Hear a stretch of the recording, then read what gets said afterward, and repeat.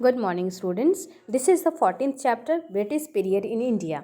इस चैप्टर में हम लोग भारत में अंग्रेज़ों के शासन के बारे में पढ़ेंगे। The discovery of the sea route to India via the Cape of Good Hope by the Portuguese explorer Vasco da Gama in 1498 opened up new doors for merchants and traders in India and Europe।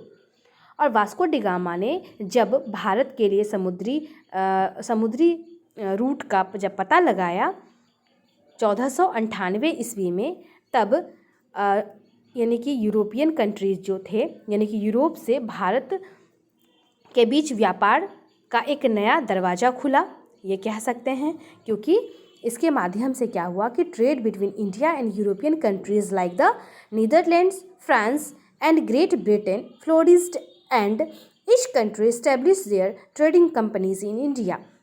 और ये root खुलते ही, यानी कि Vasco da gamma का भारत का पता लगाते ही European countries में व्यापार का होड़ लग गया और यूरोपियन कंट्रीज़ अपने अपने व्यापार के लिए कंपनियां भारत में स्थापित करना स्टार्ट कर दिया। जैसे इसमें कौन कौन से कंट्रीज़ थे? लगभग Netherlands, France and Great Britain. और इन 1600 CE the British established their company called the East India Company. और 1600 CE में ब्रिटिश ने, यानी कि अंग्रेज़ों ने, अपना एक कंपनी व्यापार के लिए भारत में स्थापित किया जिसका नाम था ईस्ट इंडिया कंपनी। यहीं से भारत का व्यापार के साथ साथ भारत का शासन भी भारत में स्टार्ट होता है। तब आगे हम लोग पढ़ें। As trade flourished rivalry broke out between these trading companies as each was looking to gain more profit and control the trade. The British emerged victorious and went on to control most of the trade in India and finally established a colonial empire in the Indian subcontinent. उसके बाद क्या हुआ? सभी कंपनियों ने अपना जोर लगाया ताकि वो इंडिया में अपना व्यापार पर अच्छे से अच्छा कंट्रोल बना के रख सके। लेकिन इसमें किसका जीत हुआ? अंग्रेज़ों का।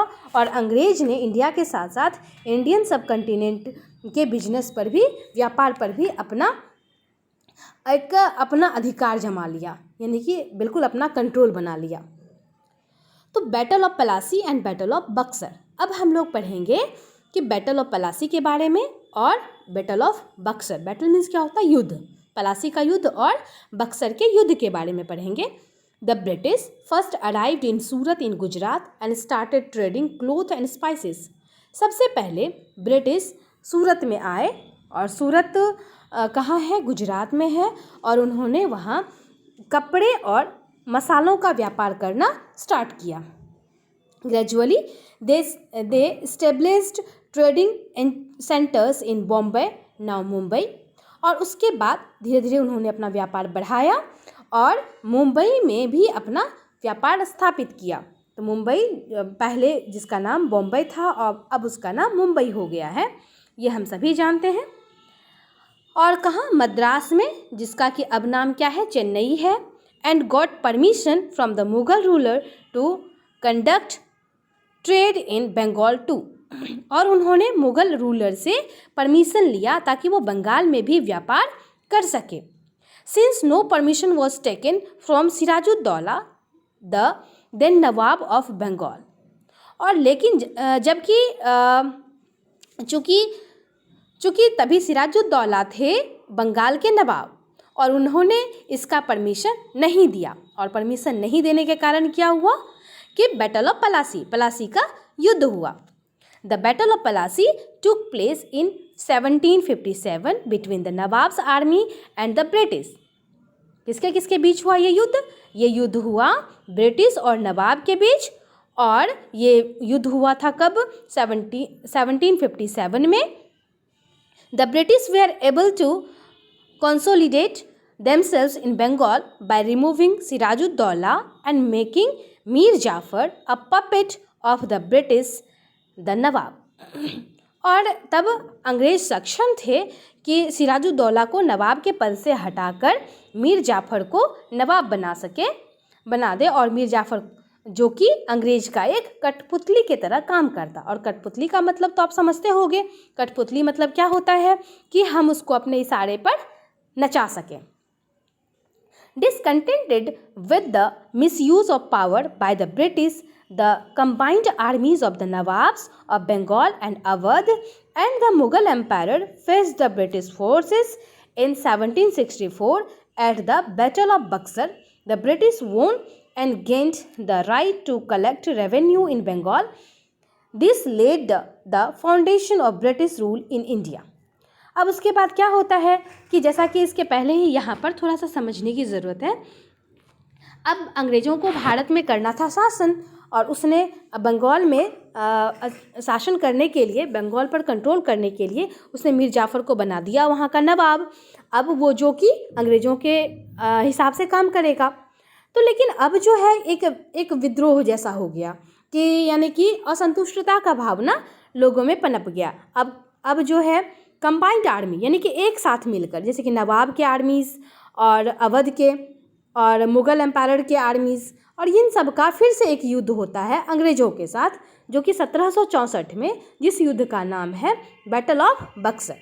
लेकिन इस युद्ध में क्या होता है कि अंग्रेज़ जीत जाते हैं और बंगाल पर रेवेन्यू भी कलेक्ट करने का अधिकार उसको मिल जाता है, और यहीं से भारत में ब्रिटिश का फाउंडेशन, नींव पड़ जाता है।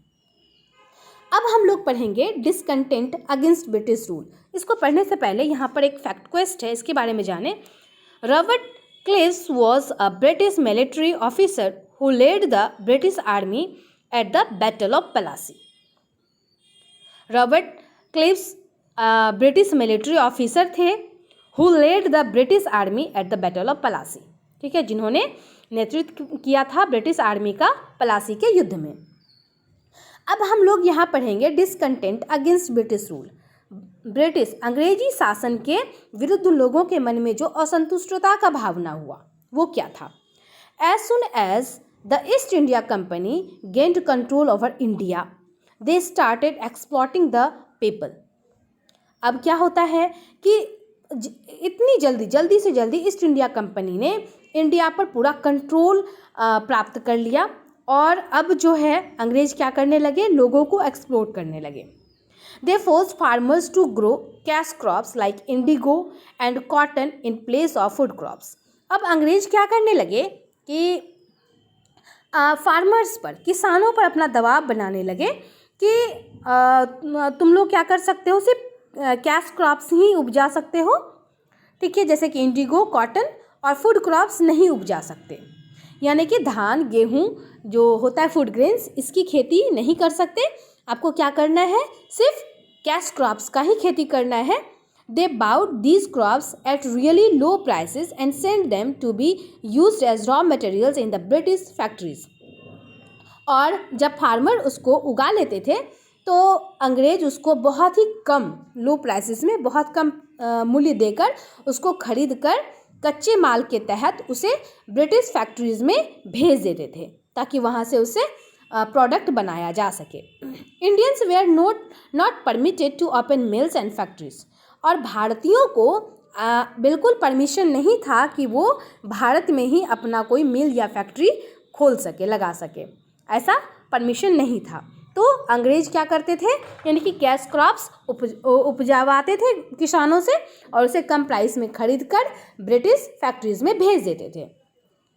And were forced to buy the British made goods. और भारतीयों पर यह दबाव बनाया जाता था कि आपको ब्रिटिश मेड गुड्स ही खरीदना है, यानी कि अंग्रेज़ों का बनाया हुआ सामान ही खरीदना है।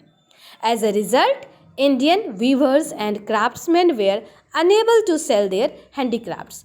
अब इसका परिणाम क्या हुआ, इसका परिणाम ये हुआ कि जो भारतीय बुनकर थे, क्राफ्ट्समैन थे, अब उनको उनका बनाया हुआ सामान कौन खरीदे, हैंडीक्राफ्ट्स वो बेच नहीं पाते थे, इस पर भी रोक लगा दिया गया था। The British made huge profits while Indian farmers made little और नो प्रॉफिट एट ऑल। जबकि इस क्रम में अंग्रेज बहुत अधिक मुनाफा कमाते थे और जबकि भारतीय किसान बिल्कुल नहीं के मात्रा में या बिल्कुल नहीं प्रॉफिट कमाते थे, कोई प्रॉफिट उनको नहीं होता था। As the British gained control over India, they began to tax the people heavily and enacted laws to wield gather control. और जैसे जैसे अंग्रेज़ों का कंट्रोल इंडिया पर बढ़ा, उसने भारतीयों पर टैक्स लगाना शुरू कर दिया, भारतीयों पर अपना कंट्रोल जमा लिया. Thus discontent began to grow among the people of India. और वहीं से लोगों में असंतोष की भावना पैदा हो गई, और जो कि एक रिवोल्ट ऑफ 1857 का एक कारण बना. 1857 का विद्रोह. अब ये क्या था?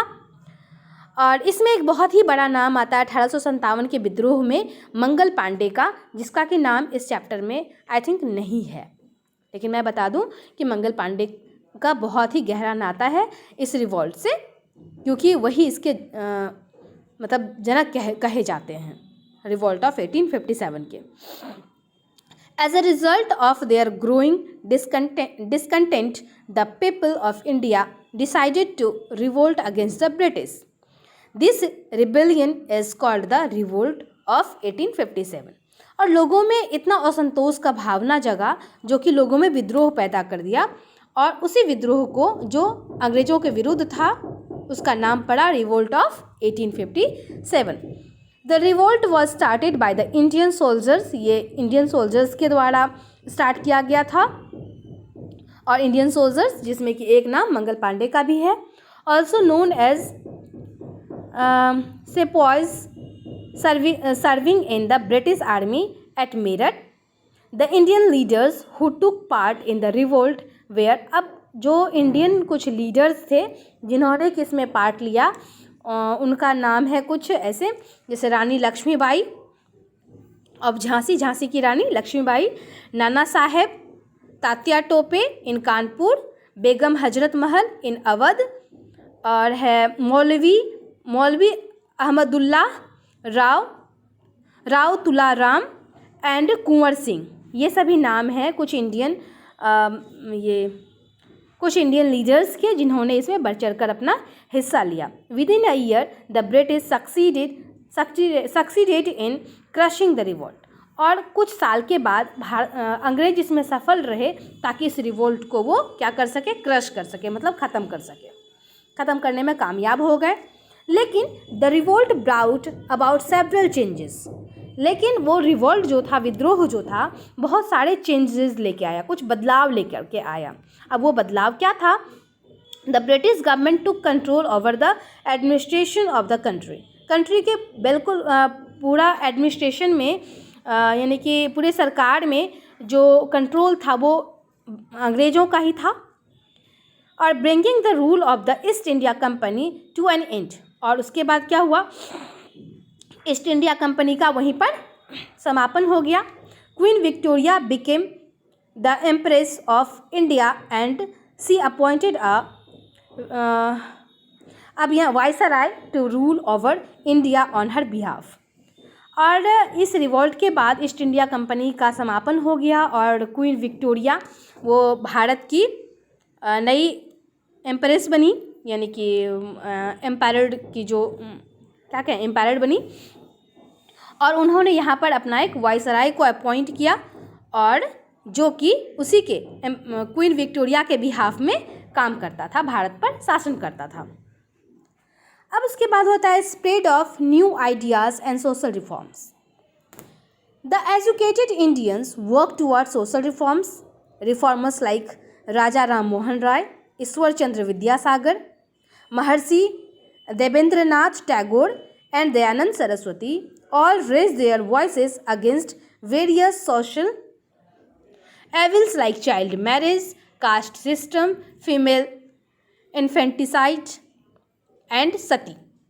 और कुछ जो पढ़े लिखे इंडियंस थे उन्होंने कुछ समाज में हो रही बुराइयों का विरोध किया, उसके अगेंस्ट लड़े. और इनमें इन सब का नाम है कुछ जो कि अभी हम लोगों ने पढ़ा है ना, राजा राम मोहन राय, ईश्वर चंद्र विद्यासागर, महर्षि देवेंद्रनाथ टैगोर एंड दयानंद सरस्वती. इन्होंने अपना आवाज़ बुलंद किया सामाजिक बुराइयों के प्रति. असामाजिक बुराई क्या, जैसे कि चाइल्ड मैरिज क्या होता है, बच्चों में ही बच्चों का विवाह कर देना। और कास्ट सिस्टम जो कि अभी भी आप लोग कहीं ना कहीं अवगत होंगे ही, छोटे बड़े कास्ट लगभग लोग बोल देते हैं, है ना, वो छोटे कास्ट का है, बट ये गलत है, ऐसा नहीं होना चाहिए, कास्ट सिस्टम के खिलाफ। और फीमेल इन्फेंटिसाइड एंड सती यानी कि भ्रूण हत्या, जैसे सामाजिक बुराई। और सती जानते हो क्या होता है? सती होता है जब किसी औरत के पति की जब मृत्यु हो जाती थी तो औरत को भी पति के चिता पर जला दिया जाता था, और उसी को सती कहा जाता था कि एक औरत के अगर पति नहीं रहे तो उस औरत का रहना भी पाप है। दैट मीन्स कि उसे मरना ही होगा अपने पति के साथ, तो उसे ही सती कहा जाता था। They also encouraged education for women and were in favor of widow remarriage। और अगर कोई औरत जो कि सती नहीं हुई तो वो विडो बनकर रहती थी, और विडो का जीवन बहुत ही ज़्यादा कष्टदायक होता था, तभी उनको बहुत चीज़ों से पाबंदी होता था। तो अभी ऐसा कुछ देखने को नहीं मिलता है, बट तभी की ये बहुत बड़ी बुराई थी, सामाजिक बुराई थी।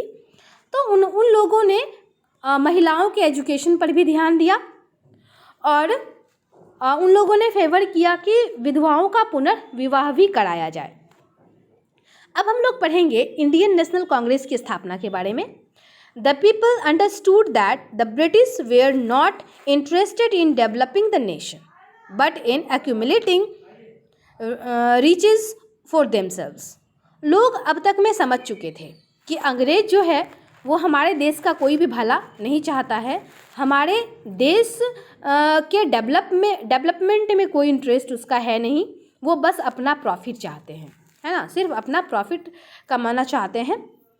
तो इन 1855 AOU founded the Indian national Congress INC, और 1885 में AOU ने इंडियन नेशनल कांग्रेस का स्थापना किया। It aimed at involving the educated Indians in the country's administration। और इसका एक लक्ष्य क्या था कि जो भी भारतीय जो अच्छे शिक्षित पढ़े लिखे इंडियंस हैं उसको कंट्री के एडमिनिस्ट्रेशन में यानी कि कंट्री के सत्ता में उनको शामिल करना। Dadabhai Naoroji, Badruddin Tyabji, Pherozeshah Mehta, Surendranath Banerjee and Gopal Krishna Gokhale were some prominent members of the INC। और इसमें से कुछ जो इंडियन बहुत ही एजुकेटेड इंडियंस थे, अच्छे थे, उनमें से उनका कुछ का नाम है दादा भाई नौरोजी, बदरुद्दीन तैयब जी, और फिरोज शाह मेहता, सुरेंद्र नाथ बनर्जी, गोपाल कृष्ण गोखले, ये सभी कुछ उनके इंडियन नेशनल कांग्रेस के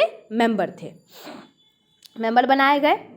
तो इसमें तो बहुत ही शॉर्ट में इसके बारे में जानकारी इसमें दी गई थी, और अगर आप लोगों की हिस्ट्री में रुचि होगी तो आप लोग इससे कहीं ज़्यादा बहुत कुछ जानते भी होंगे।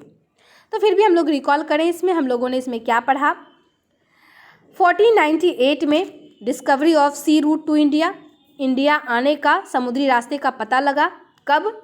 1498 में। और किसने लगाया था? वास्को डी गामा ने लगाया था। दूसरा चीज़ हम लोगों ने क्या पढ़ा, 1757 बैटल ऑफ प्लासी, 1757 में प्लासी का युद्ध हुआ। और हम लोगों ने क्या पढ़ा, 1764 में बैटल ऑफ बक्सर, ये पढ़ा। और क्या पढ़ा था कि 1600 ईस्वी में ब्रिटिश ने अपना एक कंपनी यहाँ स्थापित किया था, जिस कंपनी का नाम था ईस्ट इंडिया कंपनी। और British gained control over Bengal, किसमें? बैटल ऑफ प्लासी के बाद और बैटल ऑफ बक्सर के बाद। बैटल ऑफ प्लासी के बाद क्या हुआ था? बैटल ऑफ प्लासी जब हुआ तो ब्रिटिश ने अपना कंट्रोल बंगाल पर किया, है ना, यानी कि इस वहाँ। और उसके बाद जब बक्सर का युद्ध हुआ उसमें तो भारत में अंग्रेजी शासन का नींव माना जाता है। 1764 जब बैटल ऑफ बक्सर, ये भारत में अंग्रेज़ों का नींव माना जाता है, जैसे मानो नींव पड़ा। उसके बाद क्या हम लोगों ने क्या पढ़ा कि 1857 में जो रिवोल्ट हुआ था, रिवोल्ट ऑफ 1857, ये क्यों हुआ था क्योंकि अंग्रेजी शासन के खिलाफ लोगों के मन में बहुत असंतोष की भावना हो गई थी। लोग समझ चुके थे कि ये अंग्रेज जो है हमारे भले के लिए कुछ नहीं कर रहा है, बल्कि सिर्फ अपने फ़ायदे के लिए सब कुछ कर रहा है। और इसमें हम लोगों ने पढ़ा कुछ सोशल रिफॉर्म्स के बारे में पढ़ा। इसमें क्या पढ़ा कि कुछ ऐसे भी इंटेलेक्चुअल पर्सन थे भारतीय जो कि ये चाहते थे कि समाज में हो रही बुराइयों का अंत होना चाहिए, और जैसे कि child marriage, caste system, female infanticide and sati जैसे कुप्रथाओं को और या ये विडो रीमैरिज को उन्होंने क्या किया, बढ़ावा दिया। विडो रीमैरिज को बढ़ावा दिया और बाकी किसके खिलाफ लड़े, तो चाइल्ड मैरिज और कास्ट सिस्टम, इन सब के खिलाफ लड़े। और इसके बाद हम लोगों ने क्या पढ़ा, 1885 में इंडियन नेशनल कांग्रेस की स्थापना हुई। और इसमें जानने वाली बात ये भी है और याद करने वाली बात है कि इंडियन नेशनल कांग्रेस की स्थापना कब हुई, तो 1885 में। और किसने किया इसका स्थापना, किसने किया, तो A.O. ह्यूम ने किया। तो ऐसे करके और कुछ जो इसके इंटेलेक्चुअल लीडर्स हैं उनके बारे में भी उनके नाम को भी कुछ अच्छे से लर्न कर लिया जाए तो बेहतर है। जैसे कि आप यहाँ पर देख ही सकते हो क्या क्या है। और इसका एम क्या था इंडियन नेशनल कांग्रेस का, इसका एम था कि भारतीय सत्ता में, भारतीय राजनीति में जो भारत के कुछ अच्छे एजुकेटेड लीडर्स को शामिल किया जाए। और इसके कुछ मेंबर्स थे जैसे कि दादा भाई Naoroji, Badruddin Tyabji, Pherozeshah Mehta, Surendranath Banerjee and Gopal Krishna Gokhale, है ना। इन सबको अच्छे से रिवाइज़ करना है क्योंकि इस पूरे चैप्टर में लर्न करने लायक चीज़ें बहुत है और बहुत सारी जानकारी है। इसको अच्छे से रिवाइज़ करना है, ओके, और इसके ऑब्जेक्टिव को भी सॉल्व करना है। Okay, thank you.